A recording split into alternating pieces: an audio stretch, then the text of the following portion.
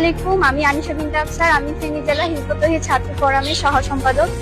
কিছু দল আমাদের দেশে তৈরি হয়েছে, এই দলের নাম জীবনেও শুনি নাই কোনোদিন আগে।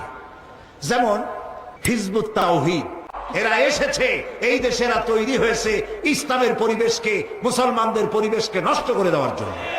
হিজবুত তাওহীদ একটি বিভ্রান্ত দল, যারা কোরআন এবং হাদিস এর উপরে প্রতিষ্ঠিত নয়। ইসলামের নামে যে বিভ্রান্তিগুলো পৃথিবীতে ছড়িয়ে আছে, আমাদের এই অঞ্চলে যেগুলো ছড়িয়ে আছে, তোর মধ্যে থেকে একটি হলো হিজবুত তাওহীদ। দাজ্জাল সম্পর্কে কিছু ধারণা ধার করে এনে তারা তাদের মতো করে প্রচার করছে। আমার স্নেহভাজন ছাত্র মুফতি রেজওয়ান রফিকি বাংলাদেশে হিজবুত তাওহীদের মুখোশ উন্মোচনের ব্যাপারে সে কাজ করতেছে। মনে রাখবেন, এটা শুধুমাত্র মুফতি রেজওয়ান রফিকের এজেন্ডা নয়। হিজবুত তাওহীদের ইসলাম বিদ্বেষী কুফরি আকীদার বিরুদ্ধে এদেশের লাখো কোটি উলামায়ে কেরাম ঐক্যবদ্ধ।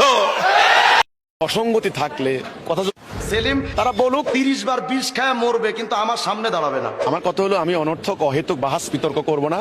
ও জানে যে আমার সামনে যদি দাঁড়ায় অন্ততবার 1 ঘন্টায় 13 বার হার্ট অ্যাটাক করবে। ওই কোন